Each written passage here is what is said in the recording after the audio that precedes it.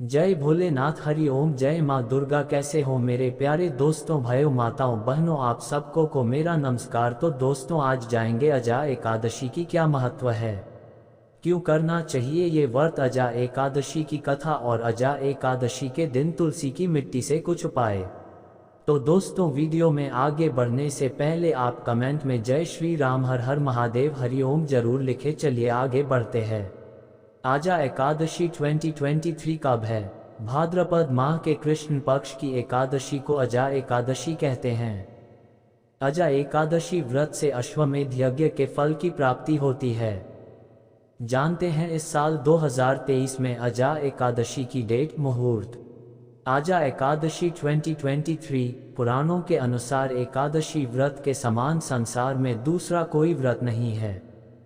हर महीने 2 एकादशी आती है। 31 अगस्त से भाद्रपद महीना शुरू हो जाएगा। भाद्रपद माह के कृष्ण पक्ष की एकादशी को अजा एकादशी कहते हैं। मान्यता है जो मनुष्य इस दिन व्रत रखकर श्रद्धापूर्वक भगवान श्रीहरि का पूजन करते हैं, उनके सभी पाप नष्ट हो जाते हैं और मृत्यु के बाद उन्हें बैकुंठ में स्थान प्राप्त होता है। अजा एकादशी व्रत से अश्वमेध यज्ञ के फल की प्राप्ति हो जाती है। आइए जानते हैं इस साल 2023 में अजा एकादशी की डेट, मुहूर्त और महत्व। अजा एकादशी 2023 डेट, आजा एकादशी 2023 डेट। अजा एकादशी का व्रत 10 सितंबर 2023 को रखा जाएगा। इस दिन भगवान श्री हरि विष्णु या फिर उनके ऋषिकेश स्वरूप की पूजा की जाती है। ये व्रत दुख दरिद्रता का नाश करता है। अजा एकादशी 2023 मुहूर्त, आजा एकादशी 2023 मुहूर्त। पंचांग के अनुसार भाद्रपद माह के कृष्ण पक्ष की एकादशी तिथि 9 सितंबर 2023 को रात 09:17 पर शुरू होगी और अगले दिन 10 सितंबर 2023 को रात 09:28 पर खत्म होगी।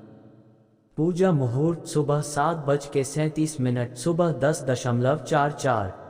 अजा एकादशी व्रत का पारण 11 सितंबर 2023 को सुबह 06:04 से सुबह 08:33 तक किया जाएगा। इस दिन द्वादशी तिथि रात 11:52 पर समाप्त होगी। एकादशी व्रत का पारण द्वादशी तिथि के समापन से पहले कर लेना चाहिए। अजा एकादशी का महत्व। अजा एकादशी का व्रत भगवान विष्णु की कृपा पाने के लिए बेहद शुभ दिन माना जाता है। इस व्रत के प्रताप से मानसिक, शारीरिक और आर्थिक तीनों लाभ मिलते हैं। पुराणों में कहा गया है कि ग्रहों की अशुभता से मुक्ति पाने के लिए एकादशी व्रत पुण्यफलदायी माना गया है।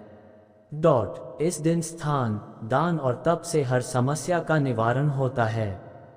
एकादशी व्रत का सीधा प्रभाव मन और शरीर दोनों पर पड़ता है।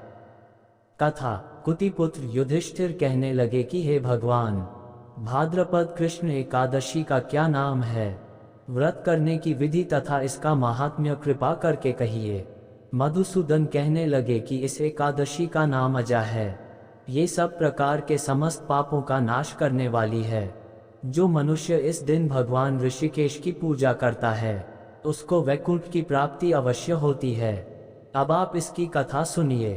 प्राचीन काल में हरिश्चंद्र नामक एक चक्रवर्ती राजा राज्य करता था। उसने किसी कर्म के वशीभूत होकर अपना सारा राज्य व धन त्याग दिया, साथ ही अपनी स्त्री, पुत्र तथा स्वयं को बेच दिया। वह राजा चांडाल का दास बनकर सत्य को धारण करता हुआ मृतकों का वस्त्र ग्रहण करता रहा, मगर किसी प्रकार से सत्य से विचलित नहीं हुआ।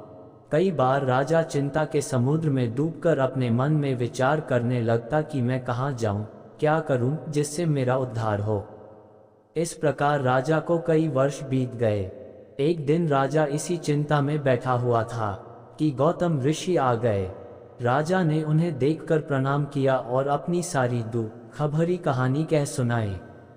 ये बात सुनकर गौतम ऋषि कहने लगे कि राजन, तुम्हारे भाग्य से आज से 7 दिन बाद भाद्रपद कृष्ण पक्ष की अजा नाम की एकादशी आएगी। तुम विधिपूर्वक उसका व्रत करो। गौतम ऋषि ने कहा कि इस व्रत के पुण्य प्रभाव से तुम्हारे समस्त पाप नष्ट हो जाएंगे।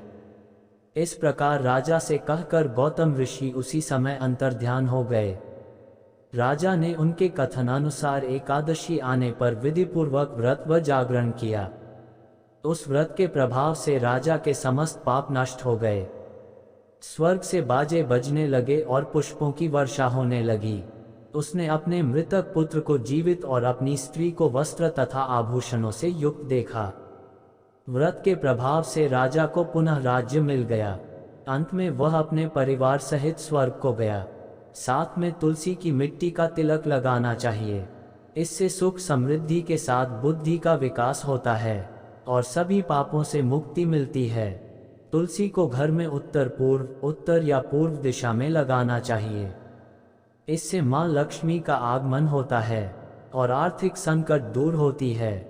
शास्त्रों के अनुसार तुलसी की लकड़ी को नहाने से पानी में डालकर स्नान करने से नेगेटिव एनर्जी दूर हो जाती है और पॉजिटिव एनर्जी का संचार होता है। ज्योतिष शास्त्र के अनुसार तुलसी की लकड़ी को नहाने से पानी में डालकर स्नान करने से व्यक्ति को हर क्षेत्र में सफलता मिलती है। अगर कोई परेशानी आ रही है तो वह दूर हो जाती है। वरुथिनी एकादशी के दिन भगवान विष्णु की उपासना की जाती है। भगवान विष्णु को तुलसी बेहद प्रिय है। अगर आप जीवन की समस्याओं से परेशान हैं तो वरुथिनी एकादशी के दिन भगवान विष्णु को तुलसी की माला अर्पित करें।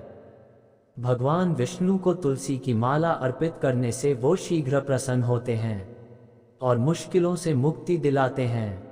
वरुथिनी एकादशी पर तुलसी की माला से भगवान विष्णु के मंत्र ओम नमो भगवते वासुदेवाय नमः का जाप करें।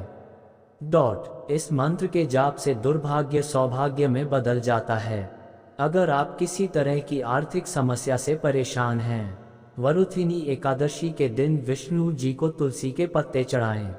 विष्णु भगवान को तुलसी के पत्ते अर्पित करने से सुख समृद्धि आती है और तरक्की होती है। अगर आप मानसिक रूप से परेशान रहते हैं तो वरुथिनी एकादशी के दिन गले में तुलसी की माला पहनें।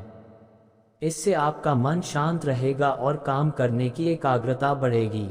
काम में बार बार रुकावट आती है या फिर अक्सर आपके बने बनाए काम बिगड़ जाते हैं तो वरुथिनी एकादशी पर तुलसी माँ को जल अर्पित करें। इसके बाद जल के पास की गीली मिट्टी उठाकर सभी सदस्यों के माथे में लगा दे। इससे घर के सदस्यों को काम में तरक्की मिलती है। वरुथिनी एकादशी के दिन भगवान विष्णु के साथ माता लक्ष्मी की विधि विधान से पूजा करें।